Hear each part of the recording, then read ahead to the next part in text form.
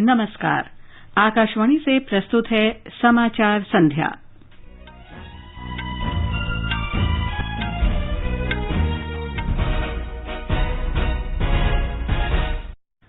प्रधानमंत्री नरेंद्र मोदी ने CoWIN global conclave का उद्घाटन किया।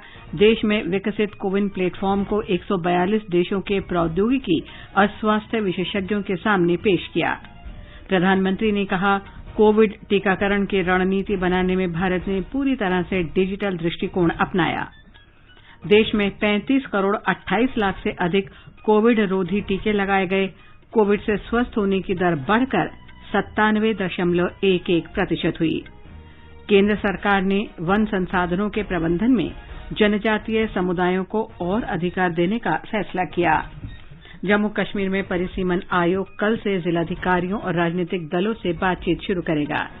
सीबीडीटी ने विदेशी प्राप्तियों के लिए मैनुअल तरीके से आयकर फॉर्म जमा करने की अंतिम तिथि बढ़ाई। पर्यटन मंत्रालय ने आतिथ्य और पर्यटन उद्योग को मजबूती प्रदान करने के लिए यात्रा.com के साथ समझौता ज्ञापन पर हस्ताक्षर किए। 52वां भारतीय अंतर्राष्ट्रीय फिल्मोत्सव इस वर्ष 20 से 28 नवंबर के बीच गोवा में आयोजित होगा। सूचना और प्रसारण मंत्री प्रकाश जावड़ेकर ने महोत्सव का पोस्टर जारी किया। और यूरो कप फुटबॉल के पहले सेमीफाइनल में कल वेम्बले में इटली का सामना स्पेन से होगा। समाचार संध्या में देवेंद्र त्रिपाठी के साथ मैं लवली निगम। देश भर में 18 वर्ष से अधिक आयु वर्ग के लोगों के लिए सरकारी केंद्रों पर निःशुल्क कोविड टीकाकरण अभियान जारी है। युवाओं से आग्रह है कि वे टीका लगवाएं और अन्य लोगों को भी इसके लिए प्रोत्साहित करें। कोविड स्वास्थ्य के लिए खतरा बना हुआ है। ऐसे में एहतियाती उपायों के पालन में कोताही न बरतें। जब तक जरूरी न हो घर से बाहर न निकलें और इन 3 सरल उपायों का पालन करें। मास्क लगाएं, 2 गज की सुरक्षित दूरी बनाए रखें, हाथ और मुंह साफ रखें। कोविड संबंधी जानकारी और मार्गदर्शन के लिए राष्ट्रीय हेल्पलाइन नंबर 011-2397-8046 और 1075 पर संपर्क करें। और अब समाचार विस्तार से। प्रधानमंत्री नरेंद्र मोदी ने कहा है कि कोविन प्लेटफॉर्म को एक खुला स्रोत बनाया जा रहा है और सभी देशों के लिए इसे उपलब्ध कराया जा रहा है। उन्होंने कहा कि समूचे विश्व को एक परिवार मानने के भारत के दर्शन के अनुरूप कोविन को इस तरह से तैयार किया जा रहा है। Shri Modi CoWIN global conclave को संबोधित कर रहे थे। Indian civilisation considers the whole world as one family. The pandemic has made many people realize the fundamental truth of this philosophy. That is why our technology platform for COVID vaccination, the platform we call COVIN, is being prepared to be made open source. Soon it will be available in any and all countries. इस virtual बैठक में देश में विकसित CoWIN platform को 142 देशों के प्रौद्योगिकी और स्वास्थ्य विशेषज्ञों के सामने पेश किया गया। ग्लोबल कॉन्क्लेव का आयोजन स्वास्थ्य तथा परिवार कल्याण मंत्रालय, विदेश मंत्रालय और राष्ट्रीय स्वास्थ्य प्राधिकरण ने संयुक्त रूप से किया। इसका उद्देश्य विश्व को डिजिटल सार्वजनिक प्लेटफॉर्म के रूप में कोविन प्लेटफॉर्म उपलब्ध कराना है। प्रधानमंत्री ने अपने अनुभवों, विशेषज्ञता और संसाधनों को विश्व समुदाय के साथ साझा करने की भारत की प्रतिबद्धता के साथ साथ दुनिया से सीखने की भारत की इच्छा का भी उल्लेख किया। महामारी से निपटने में प्रौद्योगिकी के महत्व पर जोर देते हुए प्रधानमंत्री ने कहा कि सॉफ्टवेयर एक ऐसा क्षेत्र है जिसमें संसाधनों की कोई बाधा नहीं है। इसीलिए भारत ने तकनीकी रूप से जितनी जल्दी संभव हो सका कोविड ट्रैकिंग और ट्रेसिंग ऐप ओपन सोर्स बनाया। उन्होंने कहा कि लगभग 20 करोड़ यूजर्स के साथ आरोग्य सेतु ऐप डेवलपरों के लिए उपलब्ध है। Technology is integral to our fight against कोविड-19. Luckily, software is one area in which there are no resource constraints. That is why we made our COVID tracking and tracing app open source as soon as it was technically feasible. With nearly 200 million users, this Arogya Setu app is readily available package for developers. Having been used in India, you can be sure that it has been tested in the real world for speed and scale. प्रधानमंत्री ने कहा कि भारत ने टीके के महत्व को देखते हुए टीकाकरण की कार्यनीति बनाते समय शुरू से ही पूरी तरह डिजिटल दृष्टिकोण अपनाया है। इससे टीकों के इस्तेमाल की जानकारी प्राप्त करने और इनकी बर्बादी कम से कम करने में भी मदद मिली। Right from the beginning, we in India decided to adopt a completely digital approach while planning our vaccination strategy. In today's globalized world, if the post-pandemic world has to return to normalcy, such a digital approach is essential. After all, people must be able to prove that they have been vaccinated. Such proof must be safe, secure and trustworthy. Shri Modi ने कहा कि आज का conclave वैश्विक श्रोताओं को इस platform से परिचित कराने का पहला कदम है।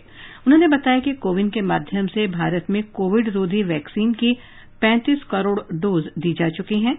उन्होंने बताया कि कुछ दिन पहले एक ही दिन में 90 लाख टीके लगाए गए। प्रधानमंत्री ने इच्छुक देशों के स्थानीय आवश्यकताओं के अनुरूप इस सॉफ्टवेयर की अनुकूलनशीलता पर भी प्रकाश डाला। उन्होंने इस आशा के साथ कॉन्क्लेव को समाप्त किया कि एक देश एक स्वास्थ्य के दृष्टिकोण से मानवता निश्चित रूप से इस महामारी पर विजय प्राप्त कर लेगी।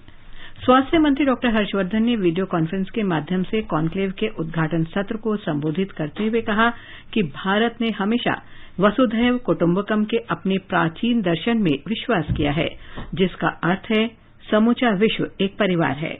उन्होंने कहा कि ये कॉन्क्लेव इसी दर्शन का ज्वलंत उदाहरण है। India has always upheld its belief in the ancient philosophy of Vasudhaiva Kutumbakam, which means the entire world is one family, and this conclave is a shining example of the same. I must say, my government is more than glad to share with our extended global family the path-breaking next-generation digital platform CoWIN, which has been indigenously developed in India and is powering the rapid progress of one of the world's largest vaccination drives against COVID-19. Doctor Harshvardhan ने कहा कि सरकार इस साल दिसंबर तक पूरी वयस्क आबादी का टीकाकरण करने के लिए प्रतिबद्ध है। राष्ट्रीय टीकाकरण अभियान के अंतर्गत देश भर में 35 करोड़ 28 लाख से अधिक कोविड टीके लगाए जा चुके हैं। स्वास्थ्य मंत्रालय ने कहा है कि पिछले 24 घंटे में 14,81,000 टीके लगाए गए। स्वस्थ होने की दर 97.11% हो गई है। पिछले 24 घंटे में 42,000 से अधिक मरीज ठीक हुए हैं। अब तक 2 करोड़ 97 लाख मरीज स्वस्थ हो चुके हैं। लगातार 53वें दिन नए मरीजों की तुलना में स्वस्थ होने वालों की संख्या अधिक रही। कल 39,000 से अधिक लोगों में संक्रमण की पुष्टि हुई। देश में उपचाराधीन मरीजों की संख्या घटकर 4,82,71,000 रह गई है। लगातार 28वें दिन साप्ताहिक पॉजिटिविटी दर 5% से नीचे 2.40% और दैनिक पॉजिटिविटी दर 2.61% है। पिछले 24 घंटे में कोविड से 723 मरीजों की जान गई है। इन आंकड़ों को मिलाकर महामारी से मरने वालों की संख्या 4,02,728 हो गई है। स्वास्थ्य मंत्रालय ने कहा है कि अब तक 41 करोड़ 97 लाख कोविड नमूनों की जांच की गई है। कल 15,22,000 नमूनों की जांच की गई। केंद्र ने राज्यों और केंद्र शासित प्रदेशों को 36 करोड़ 97 लाख टीके उपलब्ध कराए हैं। राज्यों के पास 2 करोड़ 1 लाख टीके इस समय उपलब्ध हैं। स्वास्थ्य मंत्रालय ने कहा है कि सरकार पूरे देश में कोविड टीकाकरण की गति को तेज करने के लिए प्रतिबद्ध है। राष्ट्रव्यापी टीकाकरण अभियान के अंतर्गत केंद्र राज्यों और केंद्र शासित प्रदेशों को निःशुल्क टीके उपलब्ध करा रहा है। कई राज्यों में कोविड दिशा निर्देशों के पालन के साथ कोविड प्रतिबंधों में छूट दी जा रही है। दिल्ली सरकार ने बिना दर्शकों के स्टेडियम और खेल परिसर खोलने की अनुमति दे दी है। दिल्ली आपदा प्रबंधन प्राधिकरण ने कहा है कि स्टेडियम और खेल परिसरों में कोविड मानकों का कड़ाई से पालन किया जाना चाहिए। बैंक्वेट हॉल, मैरिज हॉल और होटल में 50 अतिथियों के साथ विवाह समारोह आयोजित किया जा सकेगा। नए आदेश 12 जुलाई तक रहेंगे। इस बीच दिल्ली के लाजपत नगर बाजार को कोविड-19 नियमों का उल्लंघन किए जाने के कारण बंद कर दिया गया है। ये बाजार अगले आदेश तक बंद रहेगा। शनिवार को सरकार ने 4 जुलाई से 6 जुलाई तक नांगलोई के पंजाबी बस्ती बाजार और जनता बाजार को बंद करने का आदेश दिया था। दिल्ली आपदा प्रबंधन प्राधिकरण ने कोविड दिशा निर्देशों का सख्ती से पालन करने की शर्त पर लक्ष्मीनगर और उसके आसपास के बाजारों को शनिवार से फिर खोलने की अनुमति भी दे दी। हरियाणा में कोरोना संक्रमण को रोकने के लिए कर्फ्यू की पाबंदियां 12 जुलाई तक बढ़ा दी गई हैं। दुकानों, मॉल, रेस्तरां, पूजा स्थल, कॉरपोरेट कार्यालय, विवाह समारोह और अंत्येष्टि में लोगों की उपस्थिति पर वर्तमान रियायतें जारी रहेंगी। बिहार सरकार ने कुछ पाबंदियों के साथ अनलॉक 4 को 1 महीने के लिए बढ़ा दिया है।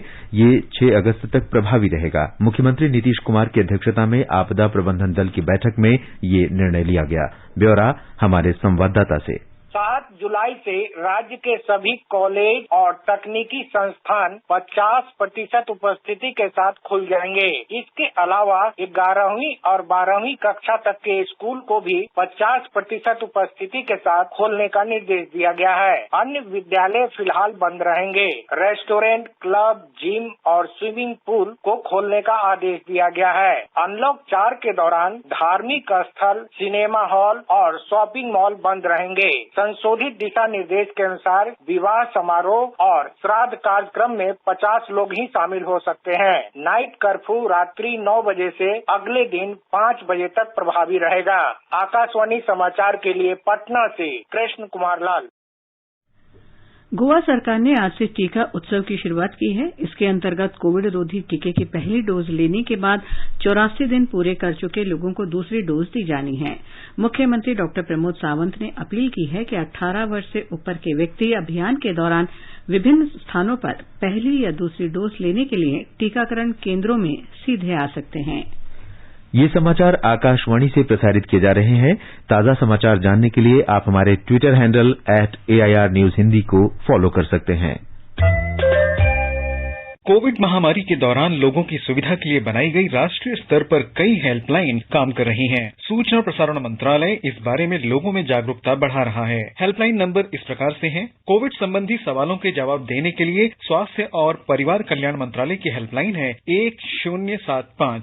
महिला और बाल विकास मंत्रालय की चाइल्ड हेल्पलाइन है 1098। वरिष्ठ नागरिकों के लिए सामाजिक न्याय और अधिकारिता मंत्रालय का हेल्पलाइन नंबर है 14567। मनोवैज्ञानिक सहायता के लिए राष्ट्रीय मानसिक स्वास्थ्य और तंत्रिका विज्ञान संस्थान निमहांस का नंबर है 080461100007। आयुष कोविड परामर्श हेल्पलाइन नंबर है 14443 और माई गव व्हाट्सएप हेल्प डेस्क नंबर है 9013151515।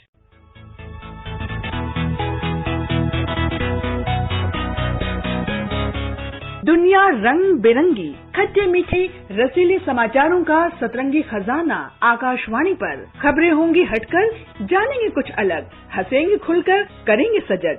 सुनना न भूलें सोमवार और मंगलवार 8 सवेरे तथा शनिवार और रविवार कार्यक्रम परिक्रमा में।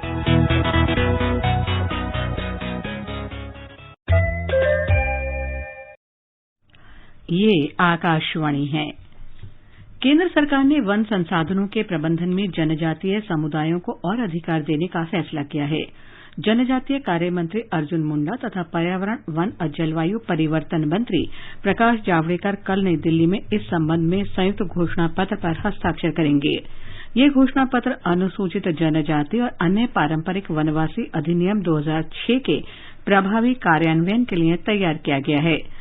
इस अधिनियम को सामान्य रूप से वन अधिकार अधिनियम के नाम से जाना जाता है। यह अधिनियम वन भूमि पर अनुसूचित जनजाति और अन्य पारंपरिक वनवासियों के अधिकारों को मान्यता देता है, जो पीढ़ियों से ऐसे वनों में रह रहे हैं लेकिन जिनके अधिकार दर्ज नहीं किए जा सके थे। सेवानिवृत्त न्यायाधीश रंजना प्रकाश देसाई की अध्यक्षता में परिसीमन आयोग कल से केंद्र शासित प्रदेश जम्मू कश्मीर का दौरा करेगा। ये दल दक्षिणी कश्मीर में पहलगाम सहित 4 स्थानों पर जिला निर्वाचन अधिकारियों, उपायुक्तों और राजनीतिक दलों के साथ बातचीत करेगा। परिसीमन आयोग जम्मू कश्मीर पुनर्गठन अधिनियम 2019 के तहत चल रही परिसीमन की प्रक्रिया के बारे में सूचनाएं और जानकारियां एकत्रित करने का काम करेगा। केंद्र शासित प्रदेश के 4 दिन के दौरे के दौरान परिसीमन आयोग 7 जुलाई को अनंतनाग, कुलगाम, पुलवामा और शोपियां जिले के निर्वाचन अधिकारियों के साथ बातचीत करेगा। पिछले वर्ष मार्च में परिसीमन आयोग का गठन किया गया था और कोविड महामारी के कारण मार्च 2021 में इसका कार्यकाल 1 वर्ष के लिए बढ़ाया गया है। राष्ट्रीय अन्वेषण अभिकरण एनआईए के अधिकारियों ने दरभंगा विस्फोट मामले के दोनों अभियुक्तों इमरान मलिक और उसके भाई मोहम्मद नासिर खान को आज पटना न्यायालय में पेश किया। पटना न्यायालय ने आरोपियों को 7 दिन की पुलिस हिरासत में भेजने का आदेश दिया। माना जा रहा है कि एनआईए अधिकारी दोनों अभियुक्तों को उन स्थानों पर ले जाएंगे वे जहां जहां गए थे। उन्हें उन लोगों के पास भी ले जाया जाएगा जिनसे वो मिले थे। इसके बाद उन्हें हैदराबाद ले जाकर दुर्घटना का माहौल बनाया जाएगा। अभियुक्तों ने विस्फोटक बनाने के लिए सामान कहां से खरीदा, इसकी भी व्यापक जांच की जाएगी। एनआईए इन दोनों को सिकंदराबाद रेलवे स्टेशन भी ले जाएगी, जहां से सामान बुक किया गया और दरभंगा भेजा गया। आगे बढ़ने से पहले मुख्य समाचारों पर एक नजर। प्रधानमंत्री नरेंद्र मोदी ने कोविन ग्लोबल कॉन्क्लेव का उद्घाटन किया। देश में विकसित कोविन प्लेटफॉर्म को 142 देशों के प्रौद्योगिकी और स्वास्थ्य विशेषज्ञों के सामने पेश किया गया। प्रधानमंत्री ने कहा, कोविड टीकाकरण की रणनीति बनाने में भारत ने पूरी तरह से डिजिटल दृष्टिकोण अपनाया। देश में 35 करोड़ 28 लाख से अधिक कोविड रोधी टीके लगाए गए। कोविड से स्वस्थ होने की दर बढ़कर 97.11% हुई। केंद्र सरकार ने वन संसाधनों के प्रबंधन में जनजातीय समुदायों को और अधिकार देने का फैसला किया। जम्मू कश्मीर में परिसीमन आयोग कल से जिलाधिकारियों और राजनीतिक दलों के साथ बातचीत शुरू करेगा। सीबीडीटी ने विदेशी प्राप्तियों के लिए मैनुअल तरीके से आयकर फॉर्म जमा करने की अंतिम तिथि बढ़ाई। पर्यटन मंत्रालय ने आतिथ्य और पर्यटन उद्योग को मजबूती प्रदान करने के लिए यात्रा.com के साथ समझौता ज्ञापन पर हस्ताक्षर किए। 52वां भारतीय अंतर्राष्ट्रीय फिल्मोत्सव इस वर्ष 20 से 28 नवंबर के बीच गोवा में आयोजित होगा। सूचना और प्रसारण मंत्री प्रकाश जावड़ेकर ने महोत्सव का पोस्टर जारी किया। और यूरो कप फुटबॉल के सेमीफाइनल में कल वेम्बले में इटली का सामना स्पेन से होगा।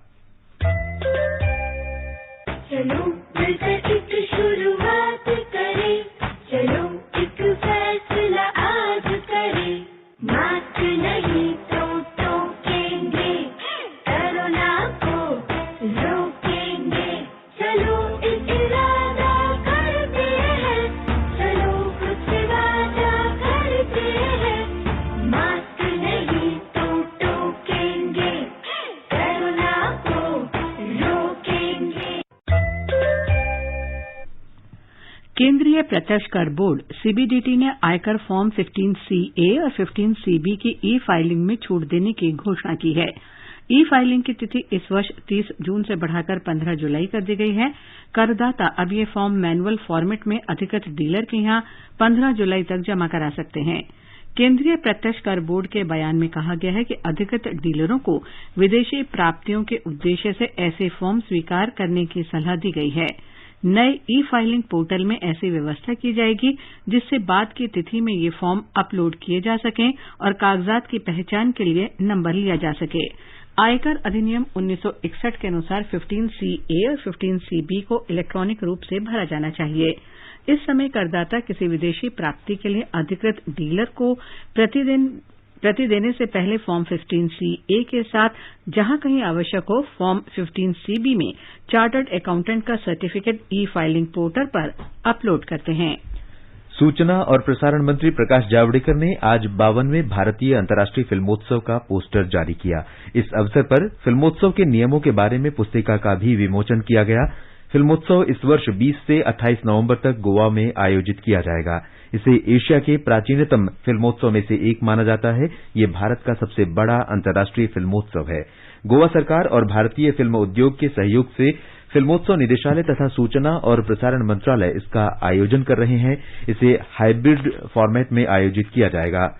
फिल्मोत्सव में हर वर्ष भारत और विश्व की बेहतरीन फिल्में दिखाई जाती हैं। इसमें भाग लेने के लिए प्रविष्टियां 31 अगस्त तक भेजी जा सकेंगी।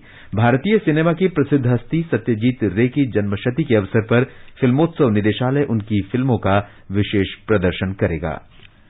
सरकार ने कहा है कि प्रधानमंत्री गरीब कल्याण अन्न योजना के तहत इस वर्ष जुलाई से नवंबर तक के लिए राज्यों और केंद्र शासित प्रदेशों को 198,78,000 मीट्रिक टन अनाज आवंटित किया गया है। खाद्य और सार्वजनिक वितरण सचिव सुधांशु पांडे ने बताया कि 16 राज्यों और केंद्र शासित प्रदेशों में भारतीय खाद्य निगम और केंद्रीय पूल से अनाज उठाने का काम शुरू कर दिया गया है।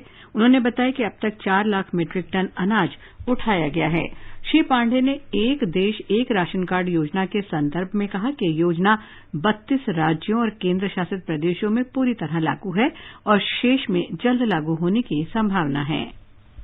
महाराष्ट्र में विधानमंडल के 2 दिन के मानसून सत्र का पहला दिन हंगामे के साथ समाप्त हुआ। विधानसभा में आज अनुचित व्यवहार के आरोप में भारतीय जनता पार्टी के 12 विधायकों को 1 वर्ष के लिए निलंबित कर दिया गया।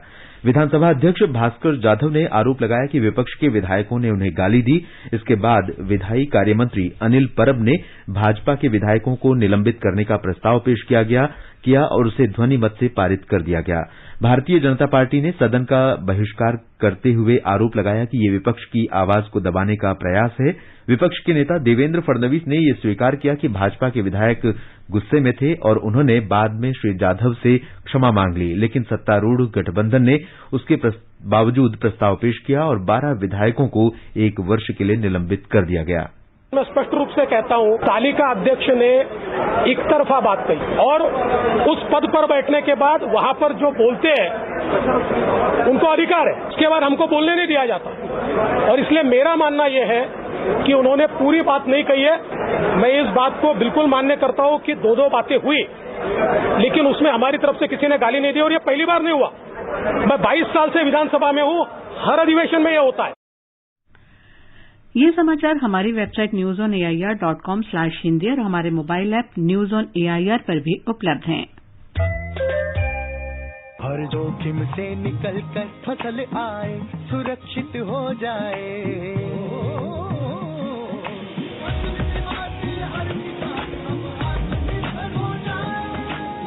संकट के समय प्रधानमंत्री फसल बीमा योजना किसानों के लिए वरदान है। अब सूखा पड़े या बाढ़ आ जाए कोई डर नहीं। अब ओले पड़े या कीट पतंगे फसल खा जाए कोई फिक्र नहीं, क्योंकि हमने लिया है प्रधानमंत्री फसल बीमा। बुआई से फसल कटाई तक हर जोखिम का दावा, न्यूनतम प्रीमियम पर अधिकतम भुगतान का वादा। योजना से हर साल जुड़ रहे हैं 5 करोड़ से ज्यादा किसान। अब आपकी है बारी। नजदीकी कृषि कार्यालय, सहकारी समिति, बैंक शाखा, अधिकृत बीमा कंपनी या जन सेवा केंद्र में स्वेच्छा से करा सकते हैं पंजीकरण। फसल बीमा पोर्टल या फसल बीमा ऐप द्वारा भी कराया जा सकता है पंजीकरण। प्रधानमंत्री फसल बीमा योजना, आपकी फसलों का संपूर्ण सुरक्षा कवच। कृषि एवं किसान कल्याण मंत्रालय, भारत सरकार। समाचार संध्या में आपका फिर स्वागत है।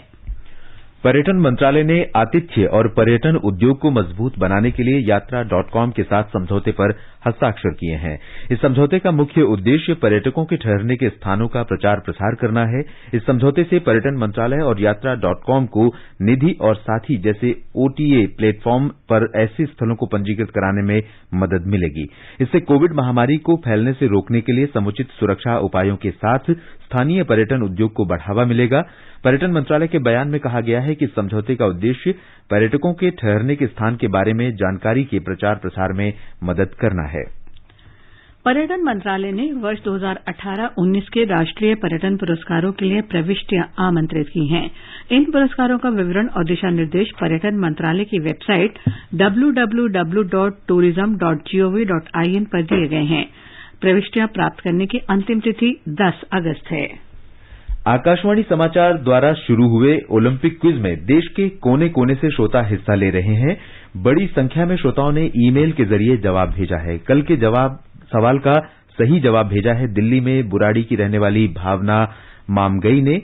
वो बनती हैं हमारे कल के सवाल की विजेता। आकाशवाणी समाचार की पूरी टीम की ओर से भावना मामगई को बधाई। आकाशवाणी से बातचीत में भावना ने कहा, पहली फीमेल विजेता होने पर मुझे काफी खुशी महसूस हुई और मैं आकाशवाणी को धन्यवाद कहना चाहूंगी जो वह इस ओलंपिक क्विज के माध्यम से बड़े ही नहीं युवाओं में भी खेलों के प्रति आकर्षण पैदा करते हैं। टोक्यो ओलंपिक में हमारे देश के जितने भी खिलाड़ी भाग लेने जा रहे हैं, मैं आशा करती हूँ सब अपना सर्वश्रेष्ठ प्रदर्शन दें और हमारे भारत देश का झंडा फहराएं। पूर्व ओलंपियन पीटी ऊषा ने आकाशवाणी समाचार द्वारा ओलंपिक क्विज की इस पहल की सराहना करते हुए कहा, before Olympics, we are giving about started for the kids program and all. At least people should know about the sports, and it's for awareness also. It is good, and knowledge-wise also it will improve, and people get that more interest, towards sports. So it's a good initiative. Olympic quiz में भाग लेने के लिए सुनते रहिए sports scan कार्यक्रम। लक्ष्य तेरा सामने है, जीत के है आना। आकाशवाणी समाचार अपने प्रतिदिन प्रसारित होने वाले कार्यक्रम स्पोर्ट्स स्कैन में आपके लिए लेकर आया है ओलंपिक क्विज आकाशवाणी समाचार के साथ। इसमें हिस्सा लेने के लिए आपको स्पोर्ट्स स्कैन कार्यक्रम के दौरान ओलंपिक पर पूछे गए प्रश्न का जवाब देना है। आप अपने जवाब ईमेल कर सकते हैं। पता है airsportscan@gmail.com। विजेता का चुनाव ईमेल के द्वारा सबसे पहले मिलने वाले सही जवाब से होगा। क्विज के विजेता का नाम अगले दिन प्रसारित होने वाले स्पोर्ट्स स्कैन कार्यक्रम और हमारे समाचार बुलेटिन में घोषित किया जाएगा। साथ ही हमारे Twitter handle @AIR News Alerts पर भी फ्लैश होगा। इतना ही नहीं, विजेता को भारतीय ओलंपिक टीम की एक जर्सी भी दी जाएगी। तो देर किस बात की, सुनिए स्पोर्ट्स स्कैन कार्यक्रम रोजाना शाम 7:20 पर FM गोल्ड 100.1 मेगाहर्ट्ज और हमारे YouTube channel news on AIR official पर। चूके ना निशाना, लक्ष्य तेरा सामने है, जीत के है आना। टोक्यो ओलंपिक खेलों के आयोजन में अब कुछ ही दिन बाकी रह गए हैं। आकाशवाणी से जारी विशेष ओलंपिक श्रृंखला में आज हम बात करेंगे पुरुष डबल्स में नौकायन में ओलंपिक कोटा हासिल करने वाली टीम की। तीर की तरह तू चल, चूके ना निशाना, लक्ष्य तेरा सामने है, जीत के है आना।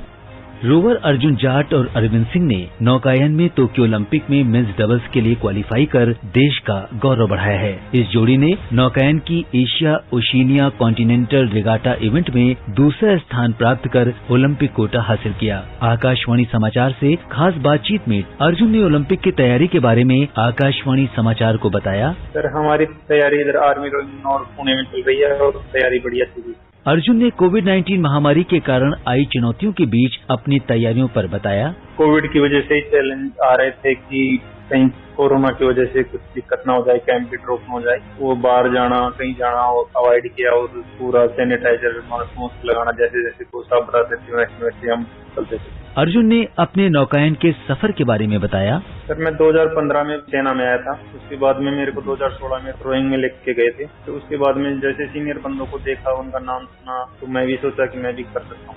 द्रोणाचार्य पुरस्कार से सम्मानित टीम के कोच इस्माइल बेग ने प्रधानमंत्री को उनके उत्साहवर्धन के लिए धन्यवाद किया। बहुत मोटिवेशन है खिलाड़ियों के लिए जो प्रधानमंत्री जी इंटरेक्ट करना। कभी हमें कोई मेडल जीत करते हैं, हमें ट्विटर के द्वारा मैसेज हमको मिल जाता है, शुभकामनाएं मिलती है, हमें बहुत खुशी होती है। हम अपने आप को मोटिवेट होते हैं और बेहतर करने का हमेशा रखते हैं, कोशिश करते हैं। अर्जुन और अरविंद नौकायन में टोक्यो ओलंपिक में एक नया अध्याय लिखने को तैयार हैं और पूरे देश की शुभकामनाएं इनके साथ हैं। Siddharth Singh, sports desk. तू चल, चूके ना निशाना, लक्ष्य तेरा सामने है, जीत के है आना। महिला मुक्केबाज MC मैरीकॉम और पुरुष हॉकी टीम के कप्तान मनप्रीत सिंह टोक्यो ओलंपिक के उद्घाटन समारोह में भारत के ध्वजवाहक होंगे। वहीं समापन समारोह में बजरंग पूनिया ध्वजवाहक होंगे। यूरो कप फुटबॉल में सेमीफाइनल मुकाबले तय हो गए हैं। पहले सेमीफाइनल में कल देर रात वेम्बले में इटली का सामना स्पेन से होगा। दूसरे सेमीफाइनल में इंग्लैंड और डेनमार्क आमने सामने होंगे। और अंत में मुख्य समाचार एक बार फिर। प्रधानमंत्री नरेंद्र मोदी ने कोविन ग्लोबल कॉन्क्लेव का उद्घाटन किया। देश में विकसित कोविन प्लेटफॉर्म को 142 देशों के प्रौद्योगिकी और स्वास्थ्य विशेषज्ञों के सामने पेश किया गया। प्रधानमंत्री ने कहा, कोविड टीकाकरण की रणनीति बनाने में भारत ने पूरी तरह से डिजिटल दृष्टिकोण अपनाया। देश में 35 करोड़ 28 लाख से अधिक कोविड रोधी टीके लगाए गए। कोविड से स्वस्थ होने की दर बढ़कर 97.11% हुई। केंद्र सरकार ने वन संसाधनों के प्रबंधन में जनजातीय समुदायों को और अधिकार देने का फैसला किया। जम्मू कश्मीर में परिसीमन आयोग कल से जिलाधिकारियों और राजनीतिक दलों से बातचीत शुरू करेगा। सीबीडीटी ने विदेशी प्राप्तियों के लिए मैनुअल तरीके से आयकर फॉर्म जमा करने की अंतिम तिथि बढ़ाई। पर्यटन मंत्रालय ने आतिथ्य और पर्यटन उद्योग को मजबूती प्रदान करने के लिए यात्रा.com के साथ समझौता ज्ञापन पर हस्ताक्षर किए। 52वां भारतीय अंतर्राष्ट्रीय फिल्मोत्सव इस वर्ष 20 से 28 नवंबर के बीच गोवा में आयोजित होगा। सूचना और प्रसारण मंत्री प्रकाश जावड़ेकर ने महोत्सव का पोस्टर जारी किया। और यूरो कप फुटबॉल के पहले सेमीफाइनल में कल वेम्बले में इटली का सामना स्पेन से होगा। इसके साथ ही समाचार संध्या का ये अंक समाप्त हुआ। नमस्कार।